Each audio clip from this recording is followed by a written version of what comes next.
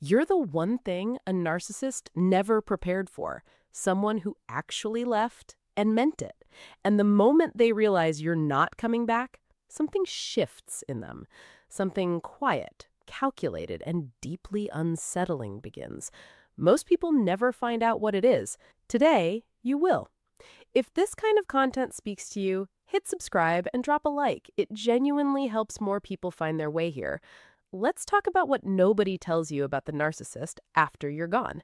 We spend so much time focused on our own healing, which is exactly right, that we rarely stop to ask, what is happening on their end? Not because they deserve our attention, but because understanding their patterns is how you protect yourself from ever getting pulled back in. So here's the truth. When a narcissist realizes the door is finally closed, not slammed, not left cracked open, but genuinely, permanently shut, they don't fall apart the way a normal person would after losing someone they loved. They strategize. The very first thing they do is something psychologists call narcissistic injury hoarding. They replay every argument, every interaction, every moment you pulled away, not to feel grief, but to build a case. They are constructing a version of events where they are the wronged party, the victim, the one who loved too hard and got nothing in return. This internal narrative isn't for you, it's for everyone else in their life. It's the story they'll tell at dinner parties, to mutual friends, maybe even to their next partner. And it's remarkably detailed, remarkably convincing, and remarkably untrue. Here's a fascinating detail about narcissistic psychology, and this one genuinely surprises people. Studies on narcissistic personality traits consistently show that narcissists have a significantly harder time distinguishing between anger and sadness internally. When you leave, what feels to them like heartbreak is often just wounded pride. The loss they experience isn't you, it's the role you played, the admiration, the availability, the reflection of themselves they saw through your eyes. That is what they grieve. Not the Tuesday mornings with you, not the inside jokes.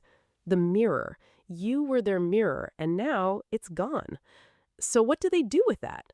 They go looking for a replacement. Fast. Faster than anyone around them expects. This is where the rebound paradox lives. On the surface, moving on quickly looks like indifference, but it is the opposite. It is panic dressed up as confidence. A narcissist cannot sit alone with themselves for long. The silence is too loud. When there's no one to perform for, no one to impress or manipulate or charm, they are left with themselves. And that is genuinely terrifying for someone whose entire identity is built on external validation. But here's where it gets interesting. Even while they're parading a new person around, they are quietly, sometimes obsessively, monitoring you. They check your social media, they ask mutual friends how you're doing, framed casually, always with plausible deniability. They drive by places you used to go together, not because they want you back necessarily, but because they need to know they still matter to you. Your indifference is the one thing they cannot metabolize. This is called narcissistic surveillance, and it's more common than most people realize. The moment you stop reacting, stop posting sad things, stop showing up in mutual spaces looking wounded, their behavior escalates.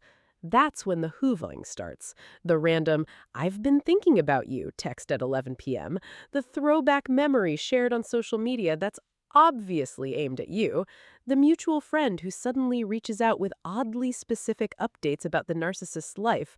None of it is accidental. All of it is engineered to create a crack in your door. And the cruelest part? They don't even fully know they're doing it.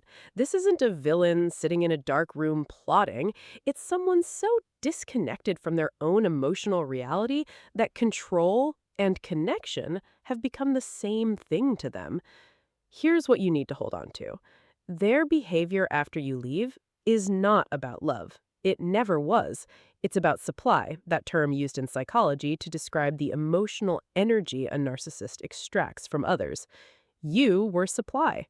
Good supply, apparently, since they haven't quite let go of the idea of you. But that's not a compliment. A gas station doesn't love your car. It just serves a function. What you did by leaving, by staying gone, is one of the most powerful things a person can do in that situation, because the narcissist's entire system depends on your participation. Every text you don't answer, every bait you don't take, every moment you choose your own peace over their drama, that's not cold. That's clarity. And clarity, for someone who thrived on your confusion, is the one thing they have absolutely no defense against. You didn't just walk out of a relationship, you walked out of a role they wrote for you.